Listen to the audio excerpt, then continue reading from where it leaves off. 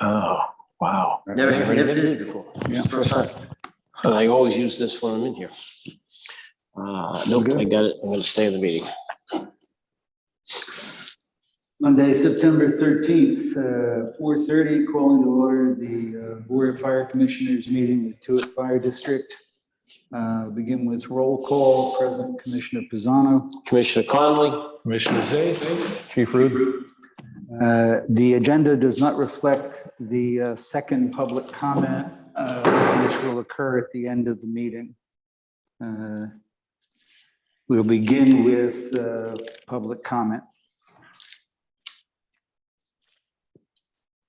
Hi, this is Carol Zais. Can you guys hear On me? Zoom. No, we advertised the meeting because of the audio system here that they can either text message, chat a comment, or they could email it to me in advance and I would read it. I've received no emails. Fine, okay. Commissioner, quick question. How about recording? Is anybody recording? Can you hear me? Recording? Don't you usually ask if someone's recording the meeting at the beginning? You know what? I've stopped it because we're recording it and putting it up on both Zoom and YouTube. Excellent. So it becomes kind of irrelevant. whether Okay. Somebody else wants to record it. I think we have a hand raised. Commissioner Pisano, can you hear me? It's Carol I Zais. see Carol Zais, but I can't hear her. We don't have audio turned on for the online audience as per the advertisement for the agenda for the meeting. People can chat or they can email them in advance. Well, I'm wondering if you guys. can Carol, hear- do you have a chat function? Yes, I know, but you can hear me and then I don't have to write as much. You can't hear me? Adam, I'm tell not her sure what why, to do. I'm not sure why. Carol, you have to use the chat function. Chief Rude, can you hear me? So while she's looking at that, Chief, I'm curious, or Commissioner Pisano, maybe I missed that, but why did we decide that the audience cannot ask questions during the open session? The audio system we have, because the acoustics in the hall and the feedback from the microphones, it brings a level of complication up significantly. So Okay. if that's something we want to do, we probably need to hire an outside consultant to come in here and work with the sound system and So basically, it's a technical limitation. We have not made a conscious decision to not listen to people that are online. It's just technology, it creates so much feedback. Okay, It's not able to. that's unfortunate. Yep. Well, I think something just showed up. Carol, I'm guessing that you don't have a chat function available, so, Carol texted, the sound is fine. You don't need to do all that Chief just said. So I think the audio is good. okay. Thank you. Thank you. No, it's the other way around. First item is to review and approve previous meeting minutes. Have you both had a chance to review them? Yes, no changes. Yes, I have a change, two changes, actually. The vote on the discussion the last month about adding public comment to the end, the vote is listed as all in favor, and it should be 2 for it and 1 abstention. I'll have that correct. And the second correction is that unless I misunderstood the original scheduling, the forcible entry training that was discussed shows in the minutes as having been scheduled for 9/12, which was Sunday, which was incorrect. It's supposed to be 10/12. Correct, it's 10/12. Okay. Good catch. yeah, because Well, I didn't see anything else in the minutes. With those adjustments, accept the motion to approve the minutes. So moved. Second, in favor, Pisano. Conley, Zais, Very good. Moving along to the chief's report. You're up. Month of August was fairly busy. We did 114 total responses, 3 fires. One of them was a grill fire in district, one was an oven fire in district, and one was a mutual aid structure fire to town. 76 medical calls, 5 hazardous condition calls, 33 service good intent or false alarm calls. Administration, there's some SOGs for comment. I believe that's, talk about that under new business. Is that correct? Correct. Training, host ambulance search and rescue is September 15th from 9 till noon. That's at the Cotuit Elementary School. And then forcible entry with the county forcible entry prop trailer is October 12th from 9 to 12. Cool. I've also still got CPR, so we're doing a community CPR class scheduled for October 4th from 5 to 8. It'll be here at Freedom Hall. People can email Casey Staggs, and that email that's listed in the Cotuit Currents posting, and I'll add that to the online. I haven't done that yet. I'll add it to our website and to the Facebook for people that are interested in doing that. Pearl EMS report was attached. Personnel, we still have 1 out in IOD. This individual has been evaluated recently by a back surgeon, and we're looking right now at probably best case in the end of the year. There's a possibility to go further than that, but we're hopeful that we'll get this, our one and only out by the end of the year. Nothing to report on apparatus. Actually, I did speak with the ambulance company we buy our ambulances from, and the used ambulance we were looking at, which is coming out of Brewster, is still on schedule to be available around November, December. So that's still in the works. Facilities, they're pretty much the last thing we have to do is painting for the rooms. We had a painting company come in this morning to give us quotes. So we're waiting on 2 more quotes to finish up the painting. Chief, do you have a target for that completion? Target date? We want to get that done by the end of the calendar year. Like to get it all finished up. And the only thing that's left is painting, correct? Yes. Yeah, just want to confirm it. Yep. Thank you. Other Cotuit Currents posting, that was, I put that out, I think a week ago. That's in the notes. It should be either available online or out shortly. We had a 9/11 ceremony on Saturday. It was very well attended, probably more people attended than probably any other one in the last 4 years. So that was kind of a tribute to our community, and people really were thinking, I want to remember the events of 9/11 and the good deeds of everybody in the showed afterwards. It was important. That's all I have for the chief's report. A quick comment on that, Chief. I thought you and the deputy and the rest of the department did a very nice job, so thank you. Thanks. The deputy actually coordinated and kind of ran the whole thing and did a great job at it.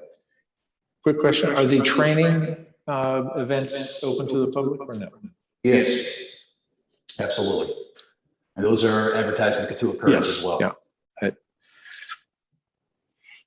Chief, in this month's folders, we have one I hadn't seen before, which it reports the frequency of overlapping calls. Will we be addressing the implications for staffing and mutual aid under the SOG discussion? That was my thought, yes. Okay, good, thank you. But we have never seen that report before, have we? It's a new inclusion. No, it's the first time I've included it. Are you gonna, I didn't understand it, so I would love to be trained on what that, how to read it. Okay. That doesn't have to happen tonight, but Under old business, policy advisory committee update.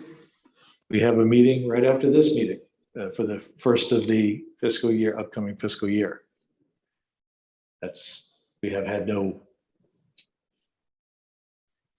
Had you not discussions. known about the scheduling when we moved this state originally to 5:30? I don't understand the question.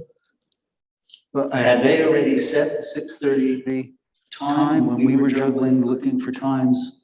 Because you weren't going to be able to make tomorrow. Right. And we scheduled here at 5:30, only to find out you're scheduled at, I think it's 6, isn't it? 6 Yeah, or so 6:30. I had, I didn't handle scheduling, so I did not know that there was at the time we rescheduled this to 5:30, the policy advisory committee meeting, I wasn't clear that it was actually happening. I see. So I believe Cindy can give some. I can give an update on that.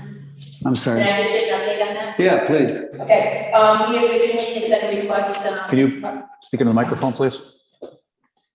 We had originally sent Teresa out for that date time for Mars Park, we requested a call, and she hadn't gotten back to us, so we were sort of waiting until we heard just last week, just on Wednesday evening, it was officially given to us. Okay, thank you. Yeah, I was just confused when I found out. It was, I was as well. okay. Katuitt Elementary School Committee update. Have there been any additional meetings? No, there's one coming up this week on the 16th.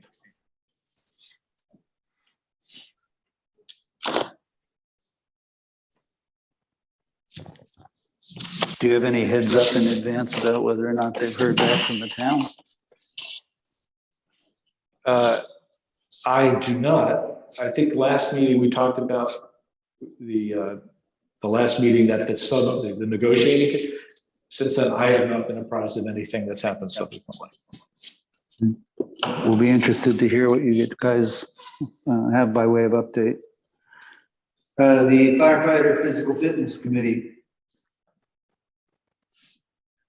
Anything to report? So we received a proposal from the firefighters over the last couple of days. And we will be scheduling time to meet with them to review the proposal and what our suggestions are going forward. We'll come back with suggestions to move forward. So we made progress. Very good. Very good. Under new business, the circulated files include some draft SOGs related to staffing. We have been asked by the union to address that matter in impact bargaining, which will require that we schedule an executive session meeting at which they will be present, and this will be, it falls under the same category as contract bargaining. This is going to be under the category of adjustment. They have to get, what, a lawyer line? They want the lawyer lined up with this too? So that's correct. They've, the staffing SOGs, which I have proposed as draft documents, they've elected to bring us into impact bargaining. Their intention is the effects of the SOGs have significant effects on their working conditions. As such, they're entitled to impact bargaining. So we have to meet with them in a bargaining. So we have to renew our bargaining committee, which I'm guessing maybe it's the same people as last time, but that's certainly up to you. So we'll have to have one person from Prudential as well to meet in a bargaining session. They can choose to have an attorney present or not, same as bargaining. And we can choose to have an attorney present or not, the same as a traditional contract bargaining session. Okay, the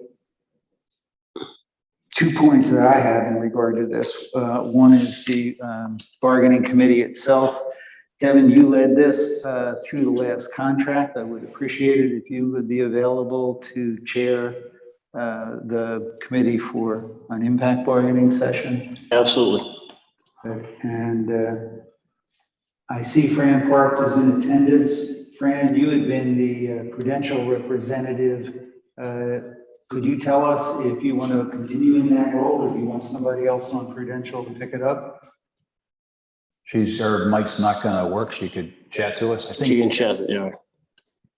I think they probably need to vote at Prudential committee meeting as to who's going to represent them. The same as I think we need to vote on which 2 fire commissioners are going to represent the fire commissioners.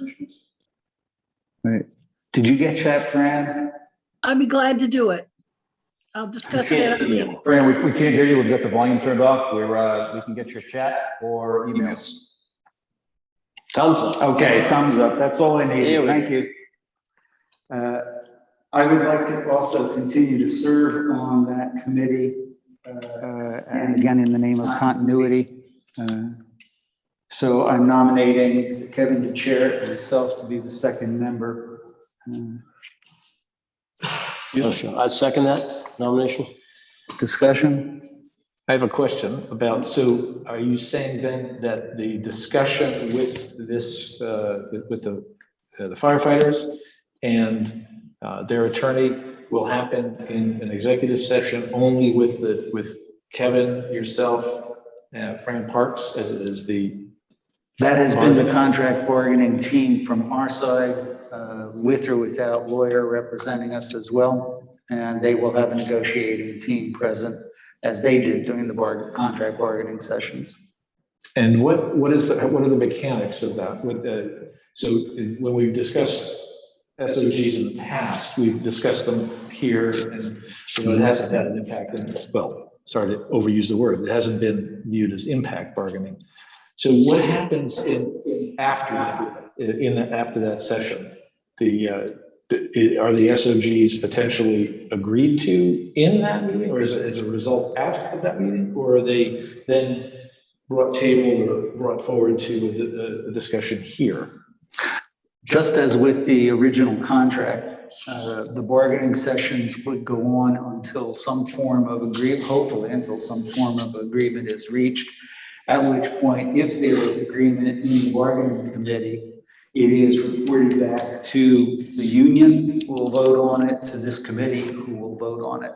Okay. And it will become an adjustment to the existing contract. Okay, no further discussion from me. All right, then I have a vote in favor. Pisano? Conley? Zace? Thank you. Second leg of this is actually finding a time to do it. Do we have any guidelines from them about when they're going to be available? No, we don't. The union requested time to prepare for bargaining. So our attorney was out on Friday when they notified us of the impact bargaining. So we're anticipating to get some kind of word back in the next day or two as to what kind of schedule we're looking at. Okay, so I'll keep you posted, Kevin, as it comes in, and you too, Fran, and we'll. So my only request, if Thursday nights are difficult for me, so if we can avoid Thursdays, I'd appreciate it. Sure.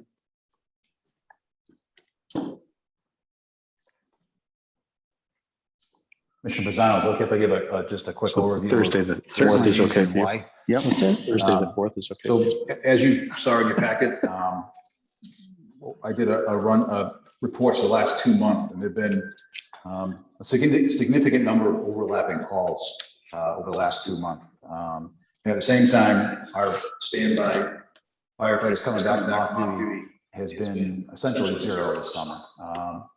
So we're not getting people to come back to cover the second calls, which means the deputy and I are pretty much handling all second calls along with mutual aid. So the attempt of these two guidelines is to reduce staffing on ambulance calls when appropriate, so when patients are stable, and to run with 2 people and to keep 1 person back from the duty crew to assist the deputy and I to handle second calls. And the other guideline intent was to reduce the contiguous hours of work that a lot of the firefighters are working. There's a large amount of overtime shifts, and not everyone's taking them. So it oftentimes results on some firefighters working extremely long shifts. So we're looking at reducing long work periods to make them safer and to keeping firefighters available for second calls. So if you look at the run reports over the last 2 months, we've had, let's see, mutual aid received. We received 16 mutual aid assistances from other communities over the last 2 months. So essentially 8 per month. 13 of those were medicals. So about 6.5 medicals per month. We're end up calling in a mutual aid ambulance. And then mutual aid we provided other communities was 18. So we're pretty close to even. Most of our mutual aid goes to COM, and most of our mutual aid comes from COM. So our mutual aid with our neighboring communities is fairly mutual right now. But at the same time, having just the off-duty chief and deputy be the ones to respond to calls off duty is not a great long-term plan. So we're looking at trying to cover 2 calls at the same time. That's what our attempt was. Any questions on that? In these received and given reports, you said most is COM. Are any, I think you mentioned 1 fire in Falmouth that you provided mutual aid for, and anything from Mashpee? So we've gone mutual aid to Mashpee 3 times. in the last 2 months. Okay. We've gone to mutual aid Falmouth twice in the last 2 months. We've gone to COM 13 times in the last 2 months. From them, we didn't get any mutual aid from Falmouth. We've probably gotten about 3 mutual aid from Mashpee, but I don't have the number in front of me. And the rest of our mutual aid has come from COM. So it's pretty close to identical received given for each community. Is it easy to add the giver or receiver to these reports? Like, these, there was one call, mutual motor accident, motor vehicle MVA with injuries. Is it easy to add a column that says that was to, whatever? If it's not, okay. So Do you understand the question? From which community? Is that what you're asking? Yeah, I was just wondering. So, yeah, it wouldn't be that difficult. So the mutual aid given summary has the FDID numbers of those departments, which doesn't mean anything to you, but I can translate those in what departments, so I could add that. Yeah, that's something we can do. Or if you can just list a legend. Yeah, Yeah, I mean, that's fine. but basically they're equal. We're getting comms assistance about the same amount of times we're giving them assistance, and the same with Mashpee. So Thank you. I guess what we're going to do is we're going to work with the union, and they may have some other suggestions to accomplish the same thing. And we'll work with the attorneys and their attorney and hopefully come up with a solution that's acceptable to everybody and provides the best service to the village of Katoa. And just to make sure that the backstory on what's led to this, when the SOGs were first posted as drafts for comment, we received a response from the union listing their concerns and objections. We responded, or I responded with chief to the union, inviting them to make whatever constructive suggestions they have, as they understand what we're trying to deal with. And if they have any insights, they would be welcome to present. That led to the discussion format of how that would happen, which led to the structure of using impact bargaining. Thank you. Okay, if there's nothing else on that topic, the next item is the hurricane preparations that were done for our friend Henry. So Henry or Henri, however we want to pronounce it. I guess up until we went back and forth, a week before, a couple of days before, nobody thought there was going to be much of anything. 24 hours to 48 hours before, discussions with DPW in town, we were looking at the possibility of something similar to Hurricane Bob. So we were preparing for a Hurricane Bob type event. As such, we had requested of the town, as we have in the past, what type of support we would get from DPW for clearing roads and gaining access to emergencies. Our response was that they have 4 loaders and they don't have the personnel or the equipment to provide any assistance to Katuitt up front prior to the event. As obviously, if there were significant problems here and less other places, they would shift resources as needed, but they weren't able to commit a pre-planned staging of equipment. So we ended up going to Coastal Tool Rental and renting a piece of heavy equipment for ourselves. Fortunately, the water department had a certified hoisting licensed hydraulic operator available, their newest employee. So he assisted us as the operator for the storm. And fortunately, Henri turned out to be a whole lot of nothing, and we didn't need it, but we were prepared in case we did. So Hurricane Bob, we had that, I don't know how many, 20 years ago, whatever that was. I think it was longer than that. I was a call firefighter at the time, and we worked for 2 weeks cutting out the town.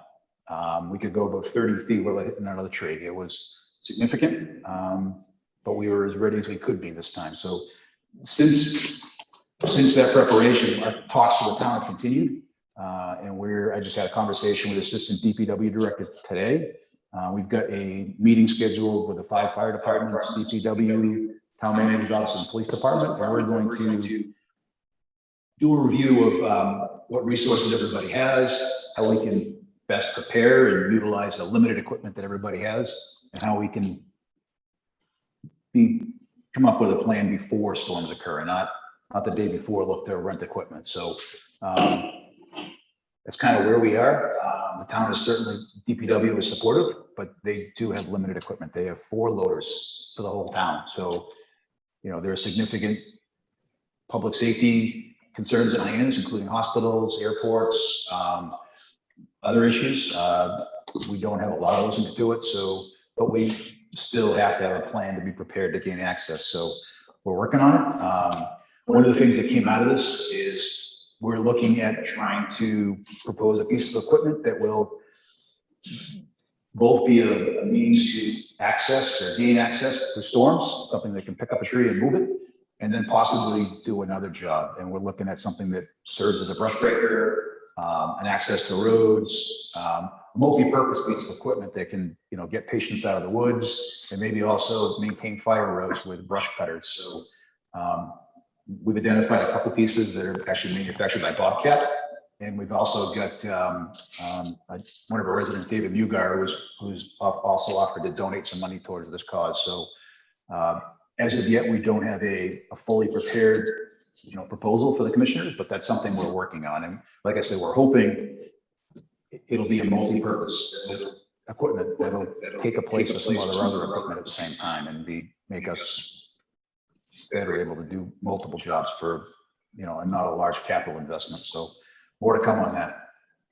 On our capital planning, the brush breaker is coming up for reconsideration in the coming year's budget anyhow. So this will Good be conversation. folded into that discussion. Yeah, if I could hop in for a few things here. Sure.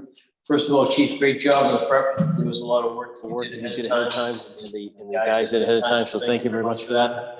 Nobody knew where it was going to go, so that was great that you did that, so thank you.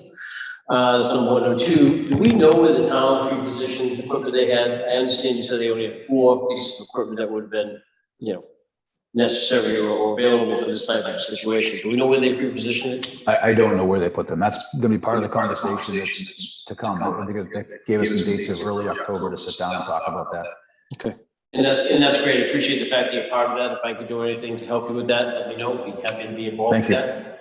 And I appreciate your leadership there. Final thing with regards to the equipment, I think that's great that we're looking at something. You know, you had looked previously, you had some expertise on the federal government, GSA, available equipment site, I forget what that was called. So can I safely assume that you're looking at what government surplus equipment is available as well? The state has actually shut down our ability to view that equipment. They can view it, but they won't allow us to view it anymore. I'm just curious, is there a reason for that? Do you happen to know? I do. I think some equipment, federally surplus equipment might have been misplaced by other communities, and they kind of put a pause on the program. So it's still available, but we put our request in to the feds, to the forestry department, state forestry department, and they do their best to look out for us, but I don't have access to look for myself. As far as equipment like this, there in the years I've been monitoring it, there hasn't often been any type of heavy hydraulic type equipment available. There's frequently large military trucks with low miles that are available, but as far as loaders or any hydraulic type equipment, it's usually pretty beat up by the time it shows up there. So Okay. fortunately, I don't think that's a good solution for us. I got it, and there's a lot of unfortunates in that statement, so I appreciate that insight. So you did reference that we do have the ability to put a request into forestry. Is that? We do. Yep. And have we done that? I actually have asked them for something similar to this and some other. There was some, you know, with the possibility of acquiring the Cotulla Elementary School. I've also alerted them that if they come up with any kind of lawn tractor type equipment as well, they'll let us know. So they're looking out for both these things right now for us. Okay. Yes. Thank you. That's all I have. Okay. Moving to the next item, the Cotuit town vehicle restriction. There is a little bit of a backstory on this. There's also been a fair amount of misinformation flying around, not surprising. I think it starts during 2020 during the dredging. Correct. Back in November of 2020, I had a request from JP Noonan Fueling Company for a fueling permit to fuel the county barge, dredging barge at the Katuah Town Dock. In order to fuel boats at marine facilities, it requires a state permit signed off by the fire department and then signed off by the state. After I received the request, they forwarded the details of their vehicle, which included its weight, which I believe at the time was one of the vehicles. There was a number that could have been used, but they ranged as high as 60,000 pounds. So my first call was to Barnstable DPW to ask them what the weight limit on the dock was before I sign off permission for someone to pull a vehicle with fuel oil onto the town dock. The answer was they didn't know what it was rated for weight. As a result, we signed off the fueling permit with the stipulation that the fueling truck had to remain on the asphalt and could not be positioned on the dock. So they had to pull hoses over the dock to fuel the county barge. That ultimately resulted in the town of Barnstable commissioning an engineering study. The engineering study was completed, I believe, on the 12th of August. And the resulting study, I think it was Cape Cod Engineering, I forget the engineering company. The ultimate result was that the dock had a capacity of 10,000 pounds. That there was some split pylons, some cross members that had fallen off. There's a long engineering report that specifies issues with the dock reduce the weight requirement to 10,000 pounds. We were not informed of this. We found out the day they were going to block it off that the town had made the decision, not the fire department, not the fire district. This was a decision made by the town and the town departments to block off the dock to prevent any vehicles from going on it. And I believe they were just concerned that maybe somebody over 10,000 would go on and it would result in a safety issue. So their decision was to block it off. It wasn't something that came from me or anybody in the district. So it remains blocked off. The engineering company stated that for that dock to have a weight limit that's increased beyond 10,000, it would require significant rebuilding of the dock, almost a total rebuild. So their engineering report specifies some minor repairs that needed to be done over the next year. Those repairs will not increase the weight rating. It's going to be a significant project to get it capable or opened up again for anything more than 10,000 pounds. There was initially some misunderstanding on parts of some members of the community, thinking that this was driven by the chief or the fire department or the board. I wanted to get into the public record the actual sequence of events. I was disturbed that the town did not share the information with us when the study was completed. The intervening almost month, and then the last minute announcement of a significant change led to a lot of misunderstandings. And it would have certainly been helpful if we had been apprised of this when they knew, and maybe even included in the discussion of course of action, but for another world. Do we have confirmation that the Prudential Committee was informed? Nobody in the town, nobody in the village was informed at all? I don't. Nobody informed me. I'm assuming none of you do, so I don't believe so. Yeah. So we do have DPW, we the water department. They wouldn't have been informed. Just Prudential. I guess the question really is whether the Prudential Committee had been informed. And I guess Fran could do a thumbs up or a thumbs down. No. No, you didn't know either? Yep. I didn't suspect, so I thought I'd ask. Thank you, Fran. The dock is a town asset. It's not a fire district asset. It's run by the town, controlled by the town. This is not a fire district piece of property.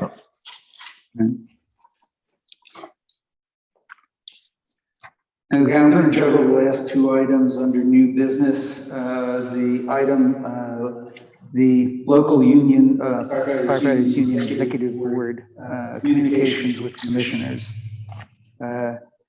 I think independently, we have over the years always made clear to the union representatives that they were always welcome to contact us, share concerns, whatever. But apparently, there was an incident that led to, what was that? Was it an SOG in January? Not sure what you're referring to, I'm sorry. Just that the union got into discussions with the treasurer about a payroll concern Right. and went around the deputy and chief and made it more complicated than it need be. So we started talking about information flow and chain of command, on top of which we have always invited the union to feel free to reach out and anything that is brought to us of significance is going to end up being brought back to the chief and or deputy. So the assumption was that the information flow would simply move up the ladder and that the step between the chief and the board was also open. Trying to streamline this or facilitate it or whatever word you want to use with it, we have been asking about setting up an understanding for the various commissioners to meet periodically or occasionally with the executive board of the union to be apprised of thoughts, concerns, questions. Am I representing this?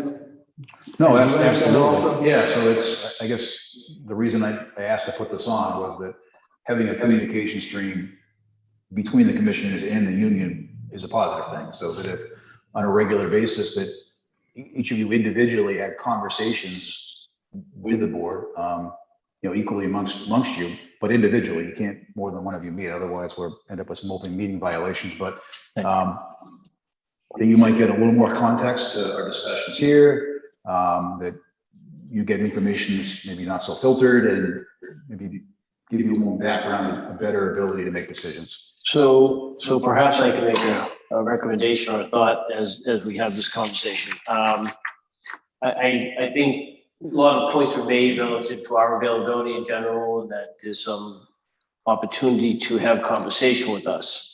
I think as a general statement, all of us have been available whenever the fire department, any of the rank and file or the union want to have a conversation. That's statement number one, I think is appropriate. And if somebody disagrees with me, they should say that, number one.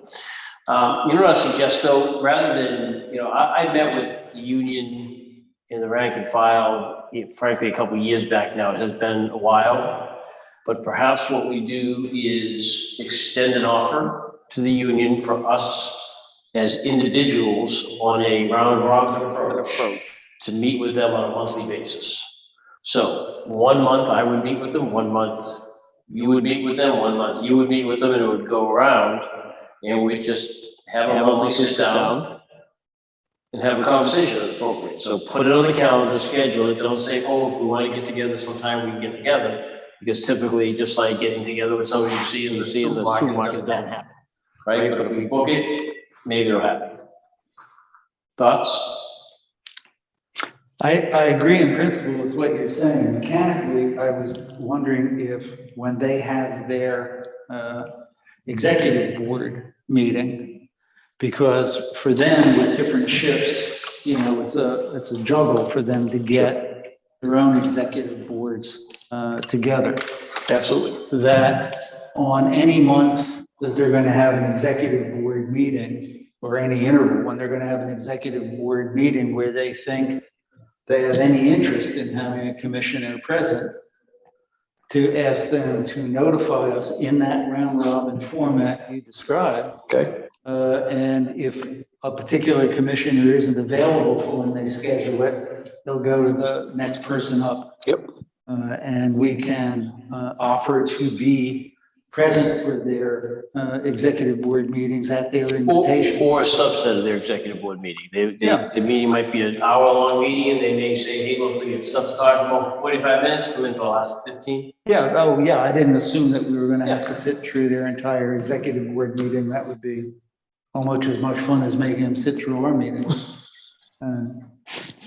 But certainly if there are issues that they could tell us when they want to address those issues, whichever one is up, we'll come and attend. Yeah, I'd be more than happy to start that round robin if that's appropriate. That'd be fine. Adam? Yeah, no, my comments are that I believe that it's appropriate for us to know, to not only to speak with, have opportunities to speak with the rank and file, but to get to know them. And I know that I feel that that's valued and embraced by the folks that I've spoken to over the years to try to get to know them. Now, this is a little bit more official, and I think that's also refreshing and good. And I do take the point about trying to streamline things. They have a job to do that's pretty damn important. So scheduling it is good. Good. Chief, will you forward to Casey our readiness to attend in a round robin format any executive board meeting they have where they would like to invite a commissioner to sit in to present. And Kevin will be first up in the sequence, and if whoever is up isn't available when their executive board is going to meet, we'll go to the next person up. Thank you. I think that's great. I appreciate your efforts. Last item is scheduling an executive session for discussion of issues of discipline. We have tried to get this moved forward, but keep running into scheduling limitations. Do we have a response from the attorneys about when they can be present? I don't have a final, I guess, response to both attorneys. And we are available on the 21st of this month. So tentatively scheduled for 5/21st. The district's attorney the union's attorney was checking with the union to make sure they were available on that date. But I believe that's pretty close to final. I just, because some of them were away, I haven't got an answer, final answer yet. But we're looking at Tuesday, the 21st, that's Tuesday of next week. Is it really? Oh, yeah. Am I right? Could be. Yes, today's the sir. 13th, tomorrow's the 14th, so it's Tuesday of next week, it'll be 8 days from now. Yes, At 5:30, correct? At 5:30? at 5:30, yes, here, executive session.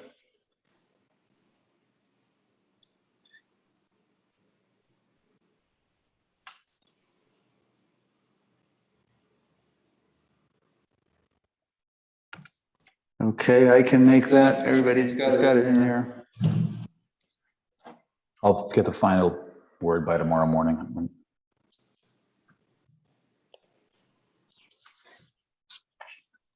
All right. That completes what I have on my agenda. There is nothing else. We'll reopen the floor to public comment. I have one thing, not to keep banging the scheduling thing. I am out of town on our next meeting, but I can either join by Zoom, or we can do it the week following. So we're talking about October 12th. 12.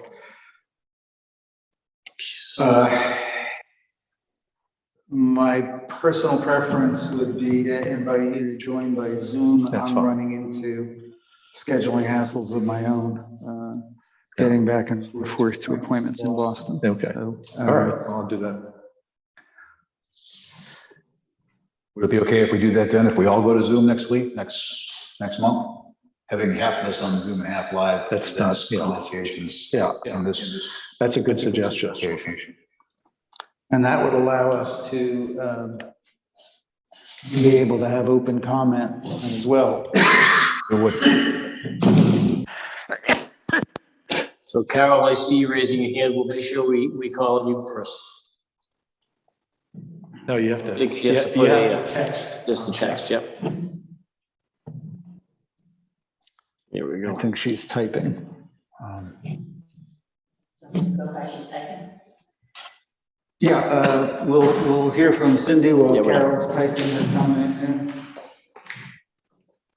Hi, Cynthia Gardner, 94 School Street. I just have a couple of requests I was hoping you could honor. When the chief gives his EMS calls report, could he break it down so that we know how many of the calls are priority 1, 2, and 3? And another question I have is during his apparatus report, he spoke about the ambulance, but there was no update on the deputy chief's vehicle. I was wondering if he could give us an update on that. Another question I have is, since we have a firefighter on line of duty injury, have you as a group thought of maybe bringing him back on line of duty? And the other thing is, when we received mutual aid calls last month, did any of them require the services of a paramedic? Those are my concerns, and it would be nice if I could get answers. Thank you. I can answer the first or the second. The deputy vehicle is scheduled in October, October, yep. is supposed to be delivered. We don't have and have not discussed light duty option. The earlier discussion about these draft SOGs for staffing already point to getting adequate staffing in the ambulance and or the truck. And I don't know that the insurance coverage has any provision for light duty. Doesn't the current contract give you guys the ability to bring a firefighter back on line duty? I can't answer that off the top of my head. I'd have to review the paragraph. If it would be something to look into, I would appreciate it. Yeah, my first concern would be to look into our insurance policy, however, in terms of their measure, and particularly when you're dealing with something like, in this case, a very restricted activity, we would be pretty limited in what would be available. As to the information about priority calls and mutual aid, Chief, you and I can go back over and see how complicated it might be to add some greater clarification. But we'll see what we can do. Did we get the comment from Carol? Yep, looks like I got 2 comments now. Hold on a second. First comment from Ms. Stace. I think you should rotate the commissioners in the negotiating subcommittees so there is cross-training and shared knowledge over the years in case any one of the commissioners do not run for re-election or otherwise departs the board. Second comment, I am representing the Civic Association this month and we remain very interested in getting the Zoom and public meetings process to work. Tonight was a really good, was a really good sound, and with a few tweaks, I think this will all work. I have some suggestions to review with whoever is interested. Appreciate your continued involvement in trying to get us through the technology hurdles of the new age. Good, I've already blocked the first point. Refresh me. First one was, I think you should rotate the commissioners Oh, in the negotiating subcommittees so there is cross-training and Yeah. shared knowledge over the years in case any of the commissioners do not run for re-election or otherwise depart the board. When the next round of regular contract negotiations are scheduled, a committee will be formed then. I believe that since the impact bargaining is going to be speaking to the existing contract, it would be best if we use the people that were actively involved in the negotiation of that contract, because we all will come to it with the back knowledge of how we got to where we are. That's my thought about it. But appreciate the suggestion. Oops. Any other public comment? No, I don't see any. I would accept the motion to adjourn. So moved. Sid, Second, in favor, Zano. Conley? Zace? Thank you very much.